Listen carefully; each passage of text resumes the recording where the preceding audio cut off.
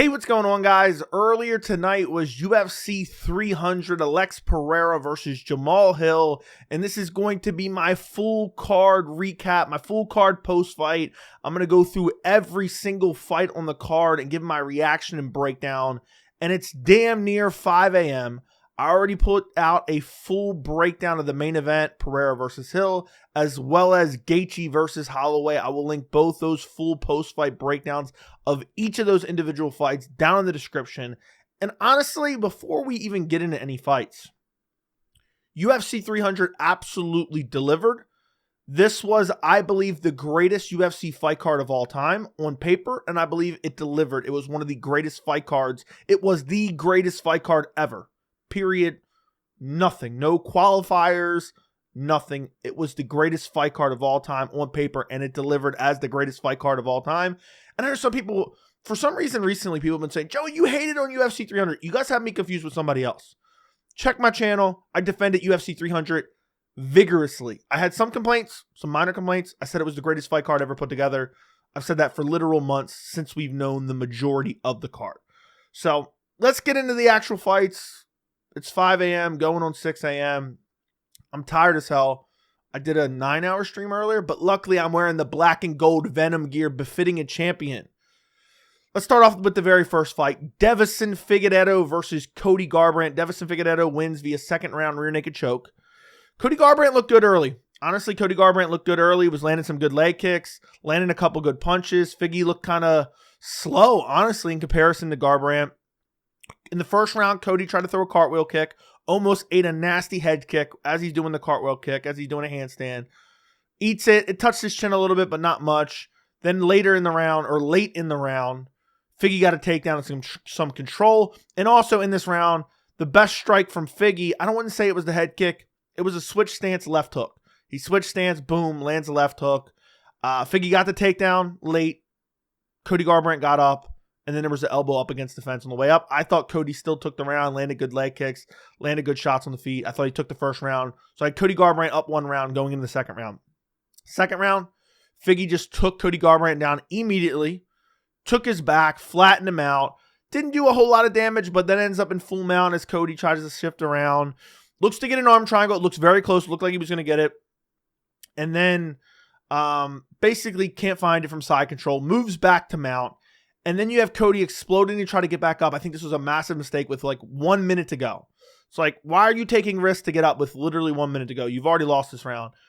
Ends up giving up his back, gives up the neck. When he tries to explode up, I can't remember the exact sequence, but he like just tries to power his way out of it. And when he does, he's like this.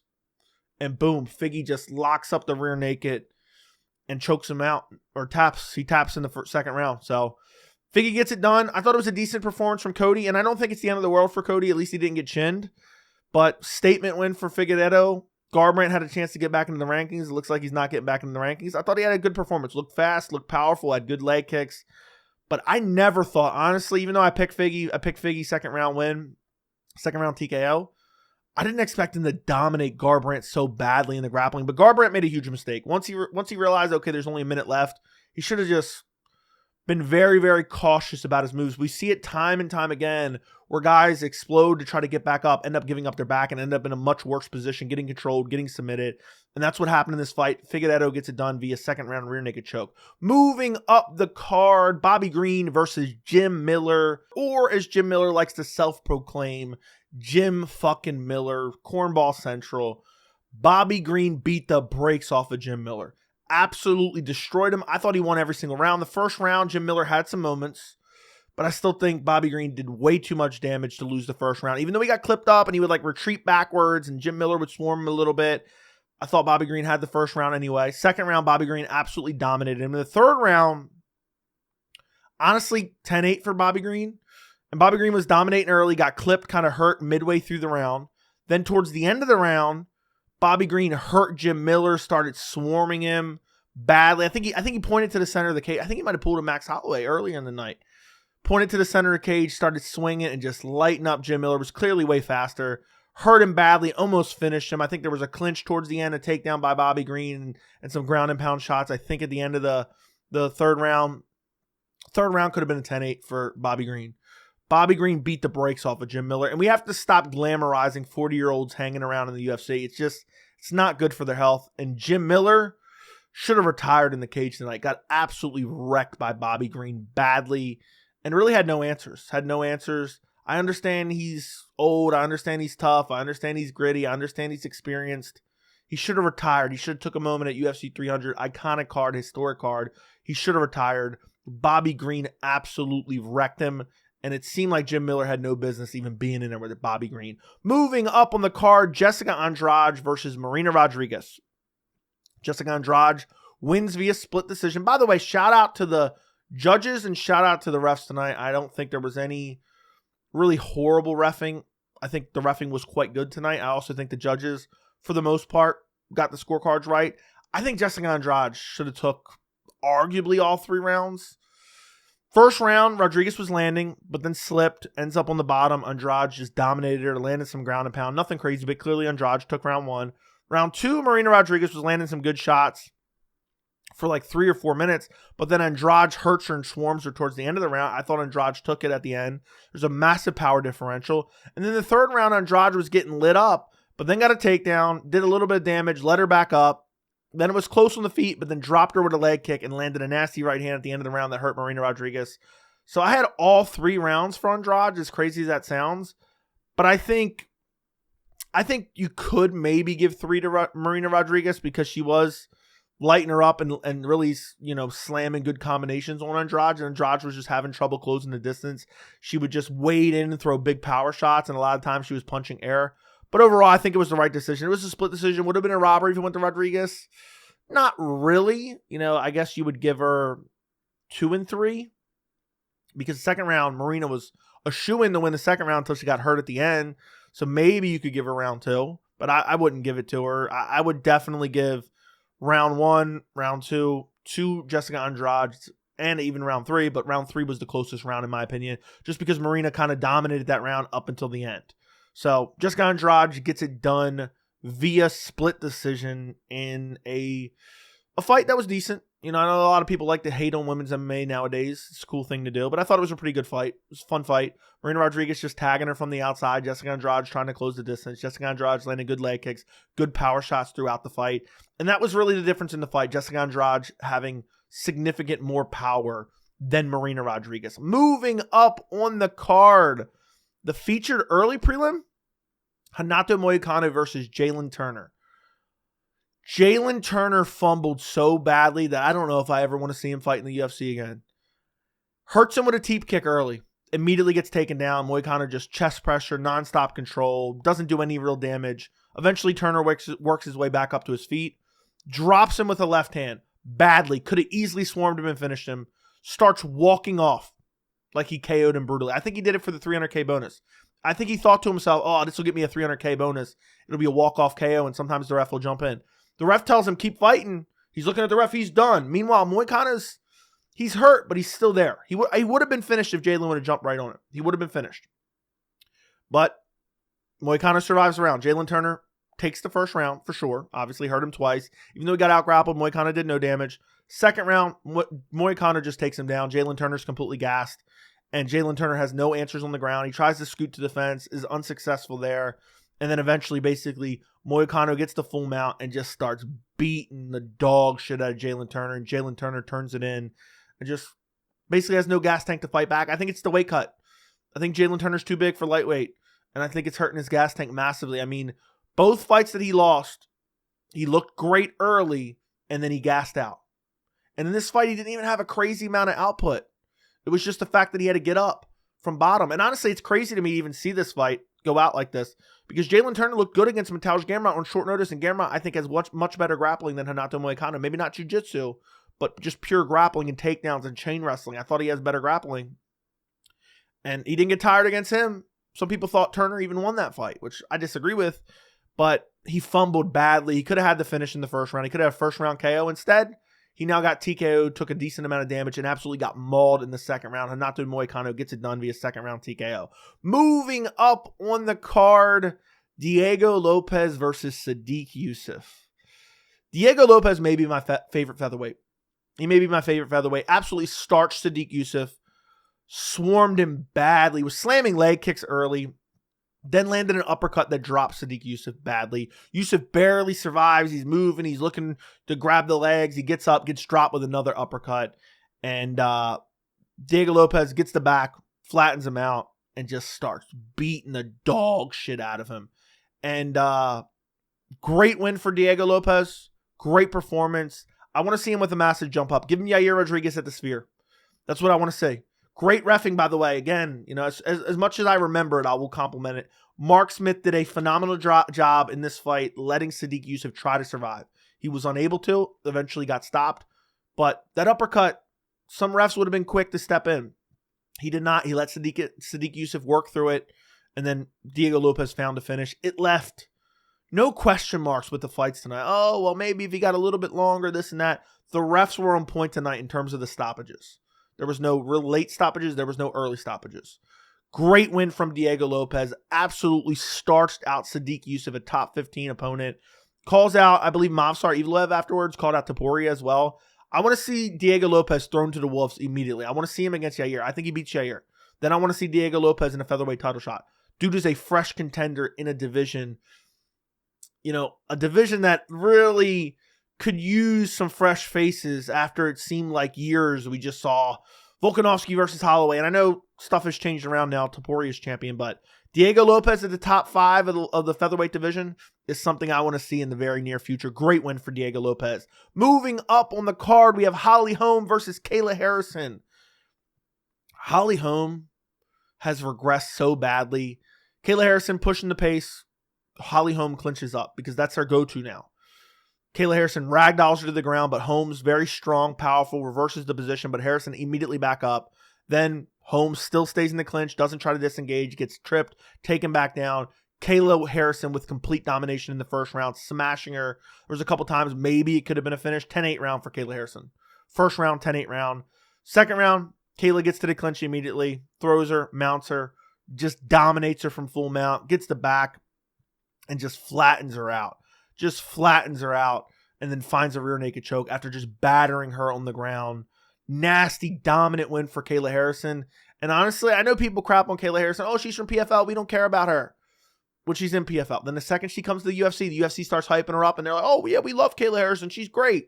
She's about to save the women's bantamweight division. Because she's about to snatch that belt off of Raquel Pennington or Juliana Pena. And then Nunes is already posting pictures of selfies with the screen of Kayla Harrison winning. We're getting Nunes versus Kayla Harrison sooner than you may think. Probably next year or late this year. I'm just sad that the UFC at one point couldn't have built a division. Kayla Harrison, Cyborg, Nunes. That would have been great to at least have those three kind of fighting each other. Then you could have Pena making her way up and Mayra Bueno making her way up and whoever else, Raquel Pennington making her way up. It would have been really fun to have all three of them in the division at the same time instead of this fractured version that we have now. But it looks like Nunes is going to make a return against Kayla Harrison. If Kayla Harrison does in fact get the belt, that will be a massive women's title fight. But she absolutely dominated Holm. I think Holm is washed up. I still think this is a decent win because I think Holm, even though in her washed up form, is still one of the more athletic, strong, decent fighters in the division. But at the end of the day, she's washed up, she's old, and she's regressed. She was primarily a kickboxer. All she does is clinch now. Why are you clinching with Kayla Harrison? Do you have no fight IQ? Do you have no fight IQ at all? Clinches with Kayla Harrison, and what do you expect to happen? You get ragdolled and beat up on the ground and submit it. Kayla Harrison, second round rear naked choke, gets it done. She will be fighting for a title in her next fight. Moving up on the card, Calvin Kattar versus Aljamain Sterling. The only fight on this card that was absolute shit was this fight. Aljamain Sterling landed some good leg kicks early, got a takedown, controlled Calvin Kattar in the seated position, almost got the back a couple times, didn't really do any damage. Kattar got up, got taken right back down. Aljo wins the first round. Second round, Aljo takes him down, does absolutely no damage, controls him, honestly does no damage. It's a stinker of a fight. Third round, Aljo dominated him again with the grappling. I think at one point in the third round, he had a flurry up on the feet where he's throwing good combinations, shot in on a takedown again.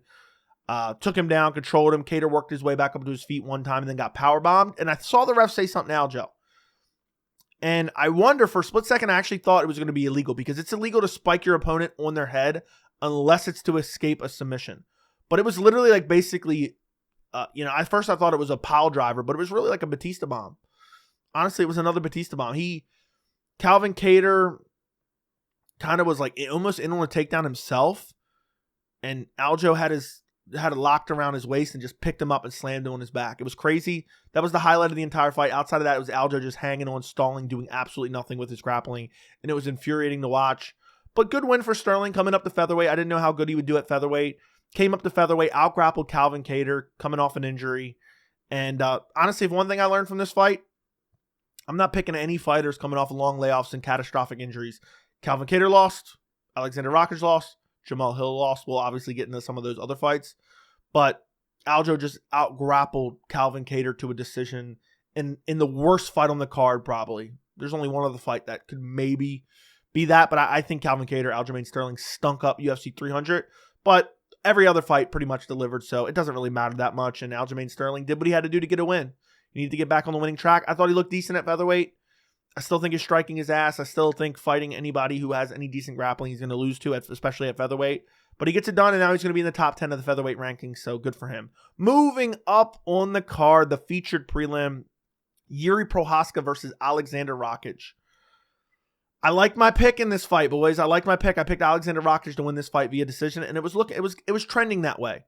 Rakić was destroying both of his legs, landing right hands early. Jiří kind of rocked Rakić late in the first round, but Rakić started throwing back and landed some good combinations himself. First round was Rakić, in my opinion. Second round, Rakić touching him up again, battering the leg. Jiří landed a nasty right early in the second round, but Rakić just ate it. I thought he was going to be rocked from it. He just ate it. But then later in the very same round, in the second round, rocks him with the right hand, never lets him off the hook. Just starts chasing him down, right hand, knee up against the fence. Literally, Rakić is hurt. He's kind of leaning in for a clinch or a takedown. Jiří just shucks him to the ground and starts landing brutal ground and pound. And Herb honestly let it go. I thought Herb, again, the referees on this card did a very good job. But eventually, Rakić is like trying to scramble out. He's like flat on his belly. He's trying to army crawl out of the position. And Jiří's just fucking smashing him with shots. And eventually Herb steps in. I thought it was a good stoppage. Jiří is just a wild man savage. I mean, his leg was getting battered. His leg kick defense is horrible.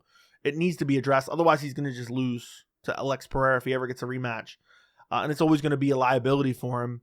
But he's a wild man. It's hard to train for a wild man. It's hard to deal with a wild man. And Rakić got caught with those right hands. I think it was 2 right hands in that second round and just was unable to recover because Jiří was just tracking him down and just smashing him and landed that knee. And then Rakić just trying to clinch. And Jiří, it was literally the definition of shuck. He just shucked him to the ground and just started smashing him on the ground. Great performance from Jiří. Great come from behind victory. Rakić was winning. It seemed like the writing was on the wall that Rakić was going to win this fight. And what is going on with Jiří's chin? Jiří has an unbelievable chin. Rakić smashed him with a couple really hard right hands that I thought could have put him out or rocked him. And Jiří just ate that. And Jiří just ate it. It was unbelievable. We know Jiří has a really good chin. Even ate the left hook of Alex Pereira, which is even more mythical after this card. But his chin is unbelievable. That's what won him this fight. His legs were battered no matter what stance he was in. Rakić was smashing his legs. And Jiří, just being a savage, just being a wild man, went out there and got it done in the second round. Got a second round TKO over Aleksandar Rakić. Moving up on the card, the first fight on the pay-per-view, Bo Nickal versus Cody Brundage. Bo Nickal wins via rear naked choke. And I think he was kind of exposed in this fight. I understand he's young. I understand he doesn't have a lot of fights. Brundage clipped him early, got taken down, got controlled, got back up. Bo was cheating, raking the eyes of Brundage in the first round, stalling on the ground, not really doing much. Got the full mount at one point. I think it was up against the fence, kind of. It did a little bit of ground and pound. And I think Brundage at this point was throwing hammer fist himself. That was doing a little bit of damage from the bottom, honestly. Bo clearly won the first round. Second round, Brundage tagging him again, defending early takedowns. Even shucked him at one point. Even shucked him. It was like a good takedown good takedown reaction from Brundage and just shucked Bo. But eventually Bo got the takedown, got the mount, gives up the back, fights one rear naked choke, and then the second one, he's like, you know what? I'm not fighting this one. Literally like sticks his hand. Like at one point his hands were sticking out in the air and then they were down by his own waist. Meanwhile, Bo Nickal's locking up a rear naked choke. Cut Cody Brundage. Cut him. Get rid of him. We don't want him anymore. But Bo Nickal, the fact that he struggled with Cody Brundage is a massive red flag. I know he's early on in his career, but dude's like, hold me back. I'm going to beat up Khamzat Chimaev. Hold me back. I'm going to beat this guy. I'm going to beat Jiří. I'll beat Strickland. He's talking all this shit, and he just looks like a clown when he goes out there and has a competitive fight with Cody Brundage. Embarrassing performance from Bo Nickal, completely exposed on this card. And he gets it done, so it'll be good experience for him. And I do think we're grading Bo Nickal on a curve a bit because he is so young. He doesn't have that many fights, and it's just the way he's constantly talking like he wants to beat up elite competition. And it's just a matter of time before he fights elite competition. Then he's going out there and getting tagged by Cody Brundage. Sodiq Dumas easily manhandled Cody Brundage. And Bo Nickal's getting shucked off at certain points in time. So, and doing limited damage and stalling in the grappling in the first round. So, Bo Nickal gets it done. Ultimately, I don't think it was that great of a performance. I thought it was one of the shittiest performances on the card, right up there with Aljamain Sterling and Calvin Kattar. Both those guys are to blame. I don't know if I said that, by the way. It's, again, almost 6 o'clock in the morning now. But Bo Nickal gets it done in the second round. Moving up on the card, and thank God they rearranged this bout order. We have Charles Oliveira versus Arman Tsarukyan. Arman gets it done via decision, split decision, which seems like I never expected it after the fight ended, but it seemed like this was controversial. If you scored this for Charles Oliveira, keep in mind, go back and watch videos from 2 years ago, 3 years ago. Charles Oliveira is one of my favorite fighters, if not my favorite fighter. There's no way, shape, or form you can score this for Charles Oliveira. It is straight up delusional. I almost wanted to make a full breakdown for this fight as well, but too many videos to make. First round, Arman slipped. Charles Oliveira, as he's getting up, looks to lock up the guillotine. Ended up mounted, doing a little bit of damage, but nothing crazy. Arman reversed, ended up on top, doing ground and pound, landing elbows. Then you get Oliveira getting the feet on the hips, pushes Arman away, and throws an illegal up kick right on the chin of Arman. Arman tells the ref right away, thumbs up, I'm good, leave me in this position. This is the only gripe I had about the reffing tonight, and it wasn't that bad. Arman says, I'm good. Mark Smith pulls him away from the fight. Then he says, you need a doctor? And Arman's like, no, I'm good, let's go. He's like, let me call in the doctor. Calls in the doctor, and that doctor was looking like he wanted to get involved. He's like, oh, walk to me. He's doing a sobriety test, field sobriety test. Meanwhile, Arman's like, I'm good, let me go, let's go back. Because Arman, in my opinion, had the cardio advantage, and that's why I think he was so rushed to get back to the fight. They don't take a point, which they should have took a point, because Charles Oliveira also threw a blatant headbutt from full mount when after Arman escaped that guillotine. That guillotine is going to be the talk of the town. It looked close. It looked very close, but Arman just worked his way out of it in about a minute, maybe, I think it was. But either way, they put Arman back in guard. Arman does a little bit of damage. They get up. Oliveira eventually scrambles up, and I think it was at the tail end of the round. I can't remember if it was Arman landed an elbow or Oliveira landed an elbow. It was right when they got up. I want to say it was Arman landed an elbow on the get up, and I thought Arman took the first round. Oliveira did very little with the full mount. I know he had a close guillotine, but saying he got a close guillotine is the same as saying, oh, he didn't get a guillotine. So at this point, I know people are saying, oh, well, close submissions, blah blah blah. What defines a close submission? I understand it looked tight. I understand you could say, oh, well, it looked like it was locked in, blah, blah, blah. I thought Arman did more damage when he was on top. And it's damage-based scoring. I understand the submissions factor into it, finishing sequence factor into it. I thought Arman took the first round. Second round, Arman dominated the second round. Got clipped with a right hand early. Then was landing on the feet, was out striking Oliveira. After that right hand, he started really lighting up Oliveira on the feet, landing good combinations, landed an axe kick at one point, a hard axe kick, then got a takedown, then starts mauling Charles Oliveira on the ground with nasty elbows, bloodying up Charles Oliveira. Clear second round win for Arman. Ends on top. Beat up Oliveira pretty badly in the second round. Third round, Arman's landing on the feet, clearly winning on the feet in my opinion, landed some good shots, looks for a takedown, Oliveira looks for a guillotine again. Arman immediately addresses it, goes to the opposite side. It's never even really a factor. At one point, I thought maybe Arman might get a Von Flue. Arman's in side control. Eventually, Oliveira lets go of that guillotine. Arman starts doing a little bit of damage. I think he ends up back in half guard. And then at one point, Arman looks to take the back of Oliveira as Oliveira starts to scramble. Arman's landing knees to the rib cage, and Arman basically controls Charles Oliveira for the entirety of the third round. By the way, this fight should have been 5 rounds. I said that before.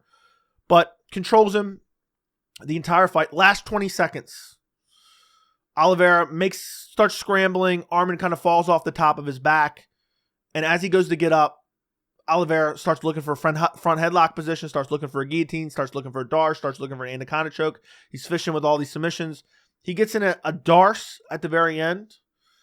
And it looks tight. It looks tight. It was hard to see from the angle. It looks tight. Arman's giving the thumbs up. Arman's chilling there. There's like 10 seconds left. At one point, it looked like Arman might have went out, but then the referee, I believe it was Mark Smith. It was Mark Smith. Grabs the arm, and Arman gives a thumbs up. And then the round ends. I thought, okay. Even if you don't want to give round one, you can give round one to Oliveira because it's a submission attempt and a little bit of damage. I wouldn't personally give it to him. I had 3-0 Arman. I know people are going to say I'm crazy. But it's not crazy at all. Go back and rewatch the fight. I'll have to rewatch the first round, and I'll give you my opinion on that. I start seeing people in my chat. I start seeing people on Twitter saying, Charles won that 2-1. What? People are saying Charles won the third round because even though he was dominated in the third round, he was outstruck on the feet. He was damaged on the ground, knees to the rib cage, ground and pound shots, controlled for 3 minutes, 2.5 minutes? Because he might have gotten a Darce if the fight would have continued.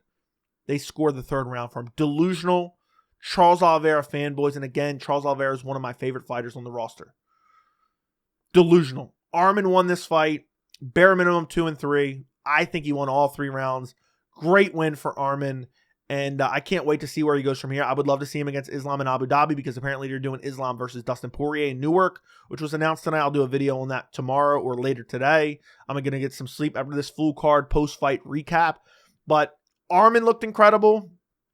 I don't think this is a bad loss for Charles. I mean, he was there. He was competitive. He was, controlled on the ground. He took a lot of ground and pound on the ground, but he was never out of this fight. I mean, he's never out of this fight. I think what was super impressive, and I kind of expected this, was Arman Tsarukyan. I almost said Oliveira. Arman Tsarukyan striking. I mean, he was tagging Oliveira on the feet in the second round, tagging Oliveira on the feet in the third round.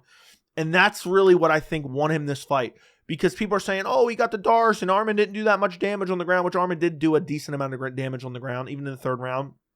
Arman was winning on the feet prior to that. So you subtract all the grappling from the third round, Arman still won that round. Delusional to score round 3 for Charles Oliveira. Incredibly biased, in my opinion. I don't think there's no way, shape, or form you give Oliveira round 3.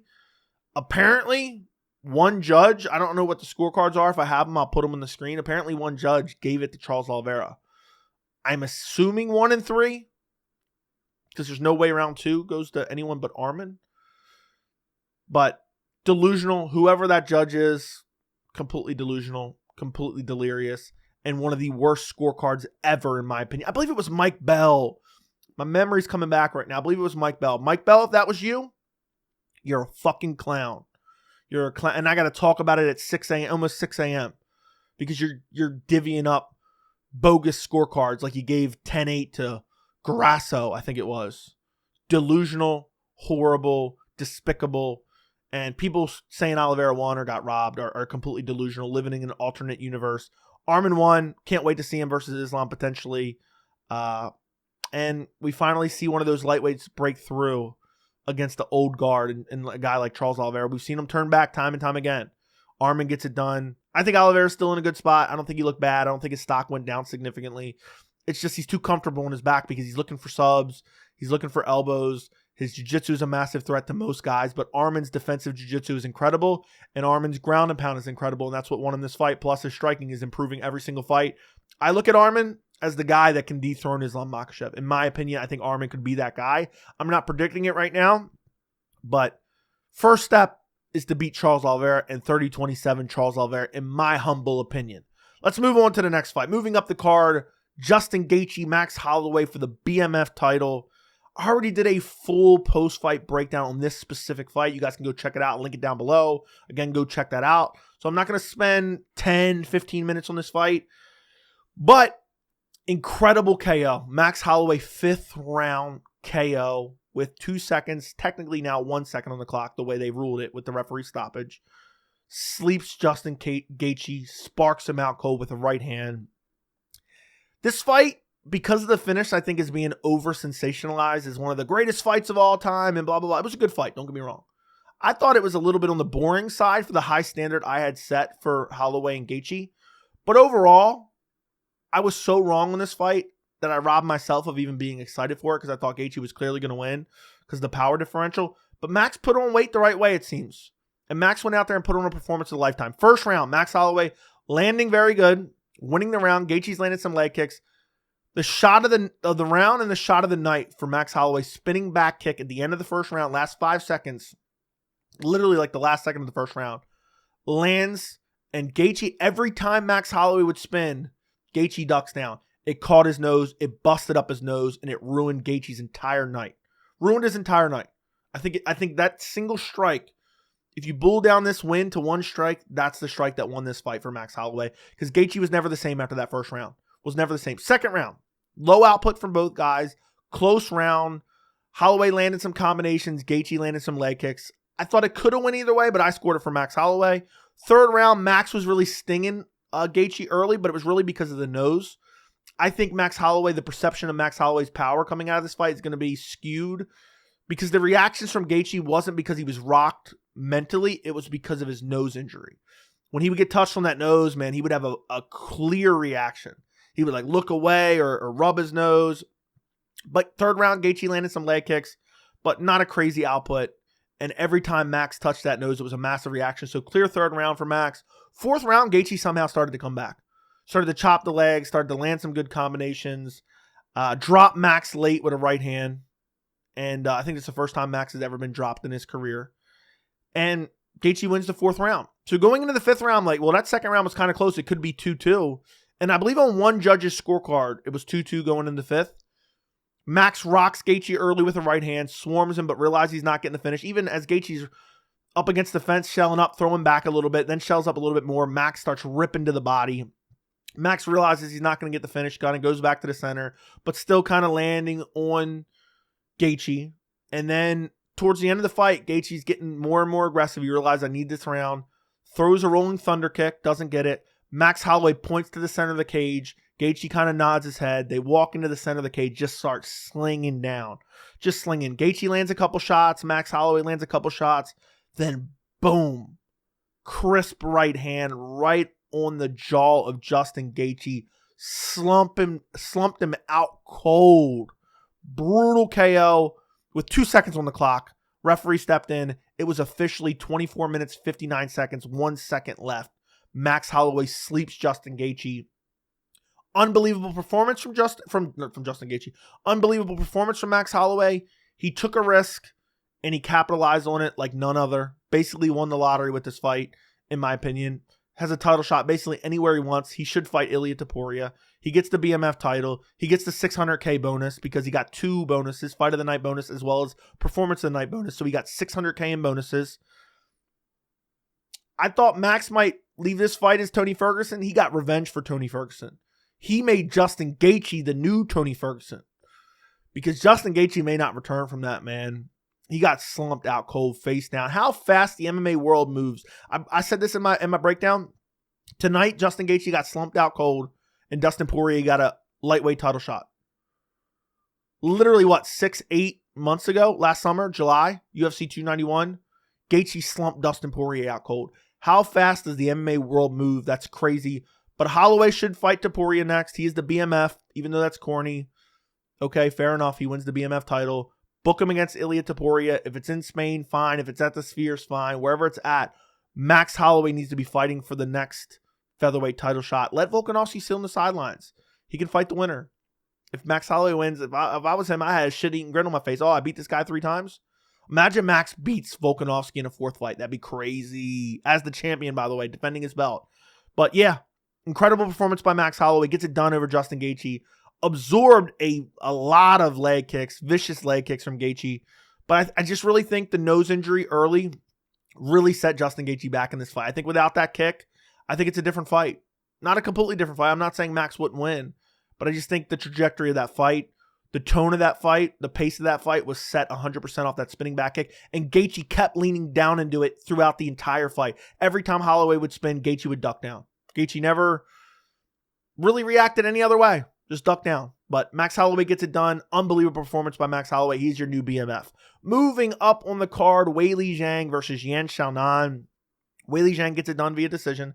49-45, I believe, on all scorecards, which I agree with. Early in the fight, Yan was landing some good shots. Maybe even rocked her at one point. I think she might have dropped her. I'm trying to remember. But then Weili got her down. And I think Weili actually got taken down, but then got back up. Then Weili got a takedown, took her back, got in a choke, choked her out cold in the first round. But she was saved by the bell. And Jason Herzog let her continue. She was choked out. As soon as the buzzer went off, Weili released her. She was clearly out. She woke back up. Second round, Weili Zhang absolutely dominated her, almost finished her, flattened her out, took her down, beat her up, flattened her out. Could have been stopped multiple times, honestly. It wasn't a late stoppage because Yan was moving when the referee told her to move. Weili looked for an arm triangle, couldn't find it. Somehow Yan survived. 10-8 round for Weili. Third round, it looks like Weili's going to lose this fight. I thought, oh my God, Weili's going to lose this fight. Weili looks exhausted. Yan's lighting her up. Yan's even getting takedowns. Yan's landing kicks. Yan's hurting her on the feet multiple times. Took her down twice in the third round. Clear Yan round for round 3. Round 4, Weili gets dropped. I'm like, oh my God, Yan's going to pull off the upset. Gets dropped, but then got a takedown and completely dominated on the ground. Landed good ground and pound up underneath the armpit. Clearly wins the 4th round. Weili took the 4th round, even though she got dropped. She dominated on the ground. And then the 5th round, Weili got a takedown and just controlled her. Horrible, boring 5th round, but they were both gassed. Overall, it was a good fight. And Weili Zhang gets it done. Only lost the 3rd round, which is shocking to me. Because in that 3rd round, when I'm looking at Weili and I'm looking how gassed she is, it looked like the writing was on the wall. It was going to be an upset, and Xiaonan was going to win. But she rallied back. She showed her championship spirit, and she gets it done via decision. And she really should have got the win in the 1st round, to be quite honest. I'd be pissed. I'd be absolutely livid. I'd be heated if I bet Weili Zhang 1st round submission or submission in general, because realistically, she should have got it. She choked her out in the 1st round, but I like that they let it go on. I think it would have been incredible, and it would have been super controversial, but it would have been incredible if Yan would have come back after that 1st round, and she almost did. After that 2nd round, Weili basically blew her load, just absolutely destroying her on the ground and looking for the finish that she did not get. So, great performance from Weili, great performance from Xiaonan. I think this, women's MMA is going to get shit on again because the 5th round was garbage, but overall, great fight, and I really enjoyed it, and I thought it was worthy of being a co-main event of UFC 300. Moving on to the main event, we have Alex Pereira, Jamahal Hill. What a great performance this was from Alex Pereira. He told Jamahal Hill, "You're only safe because I allow you to be safe."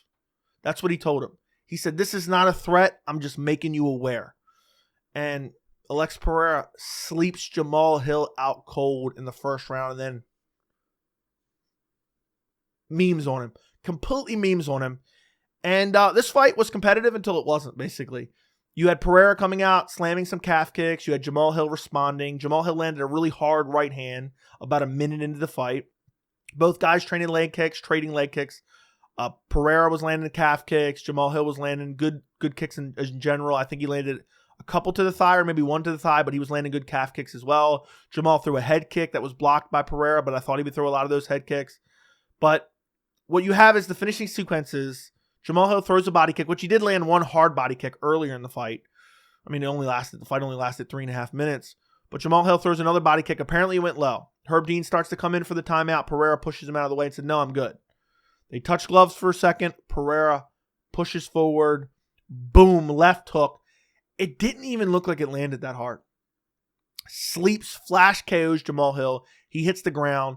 Pereira starts swarming him with ground and pound. Herb gives Jamahal Hill every chance to survive. And then eventually, Poatan starts slamming hammer fist and flash KOs Jamahal Hill again. And Herb Dean steps in. And then you see Pereira go. Great performance by Alex Pereira. Dominant win. Jamahal Hill, it could be a litany of factors. One being the fact that Pereira's just better. I think these guys are making mistakes, not just grappling early and often. I know Jan did. I know Jiří did a little bit. But to go out there and just be cocky and brash and say, "Oh, I'm gonna get him with the striking." Pereira is an elite level striker, and his grappling is straight up asshole. Why would you not want to take the path of least resistance? I think Jamahal Hill should have been shooting in on takedowns. Now, it only lasted 3 minutes, so the complaint isn't that crazy because he only lasted 3 minutes. It's not like he was getting beat up and never mixed it in. He got caught. I think he looked all right up until that point, But you have the long layoff. You have the fact that he's coming back from a catastrophic injury. And you have the fact that he's fighting Pereira at Pereira's best and Pereira's strength, which is on the feet. And that left hook is just unbelievable, crazy power. And the dude is just massive. He was way bigger than Jamahal Hill, in my opinion. Way bigger than Jamahal Hill. He weighed in at like 232 or 235. I can't remember. But Pereira gets it done, man. Left hook, ground and pound finish. Got revenge for Jamahal Hill's brother, the accused domestic violence perpetrator in Jamahal Hill. Salty man Jamahal Hill gets finished and memed on. And he's going to be tight about this for a while. You know, especially the pictures that have come out. Oh, he's going to be tight about this for a while. But Pereira, I think we got to pump the brakes. People are like, Pereira's the GOAT. Pereira has the same amount of title defenses as Michael Bisping. So let's pump the brakes on Pereira's the GOAT. He has a decent reign now. He has his first title defense. Let's see him against Magomed Ankalaev. Let's see him potentially in the Jiří rematch. You know, let's see him against, you know, whoever else may make their way up by the ranks. But right now, I think I want to see him against Magomed Ankalaev next. He says he wants a quick turnaround in Brazil, but he wants to be heavyweight. I don't think that's going to happen. And I think Tom Aspinall probably dominates him in the grappling. And I think that's probably a bad look overall. But I would love to see him on the Brazil card, but only if he could fight at light heavyweight. I don't want to see him at heavyweight, really. I mean, it would be interesting. It would kind of save the card a little bit. But Pereira was looking to stake his claim and have a run at light heavyweight. He beat Jiří. He's beaten all these guys coming back from injuries. Let's see him in there against a guy who's been active. Let's see him against a guy who's kind of got some momentum going. Let's not see him against a guy who's been out for a year and a half coming back from a catastrophic injury. That's what I want to see next. I'll be very interested to see how he does against like a Magomed Ankalaev next. I'm really looking forward to that type of fight. For Alex Pereira, I wonder when that'll be. If it's not in Brazil. You know, it could be International Fight Week, I guess. It's probably going to be main event. So probably not till September, October. Maybe in Abu Dhabi. Magomed Ankalaev fights for the belt in Abu Dhabi. That could happen. I doubt it. But we'll see what happens. Great win for Alex Pereira. Jamahal Hill's brother is somewhere just popping champagne right now, celebrating, shit-eating grin plastered on his face, you know, and hopefully wearing his new veneers. Since Jamahal Hill brutally sucker punched him in front of his brother's own wife and Jamahal Hill's young children, Alex Pereira exacted revenge for Jamahal Hill's brother. And it was crazy to see Jamahal Hill go out like that. Crazy to see him go out like that. Arguably got folded like a lawn chair. You know, the way he fell, arguably got folded like a lawn chair. Curious to see where Jamahal Hill goes from here. Maybe, you know, he's coming off a loss. Maybe we booked a rematch against his brother. Maybe. I'd like to see a fair fight, not a sucker punch. But Alex Pereira, Magomed Ankalaev, Jamahal Hill rematch with his brother. I think those are the two fights to make in the light heavyweight division. And that wraps up UFC 300. Incredible fight card. Best fight card ever, in my opinion. I went, I believe, 8-5 on picks. I think I went 8-5 on picks. Let me take a look real quick. Yeah, I went 8-5 on picks. I got Hill wrong. I got Gaethje wrong. I got Rakić wrong. Kattar wrong. Turner wrong. So I got Tsarukyan right, though. I picked him via TKO. I thought he was going to get a ground and pound TKO, which I thought he might get in the second round, to be quite honest. So overall, I did okay on picks. It was a great card, monumental card. People were hating on it way too early, and it was so annoying. And I really think people were just hating on it to hate on it, even though I get accused of that. But let me know what you guys thought of the card down in the comments. Don't forget to go check out my full post-fight breakdown for Alex Pereira, Jamahal Hill, as well as Max Holloway, Justin Gaethje. They'll be linked down in the description. Thank you for watching this full card post-fight. If you made it all the way to the end, comment down below, somebody call the fire department because my brother just sucker punched me. That's what I want in the comments down below. Thank you for watching. I'll see you guys in the next video. There'll be a bunch of more content coming out tomorrow. I'm going to go to bed. I'm exhausted. I will see you guys in the next video.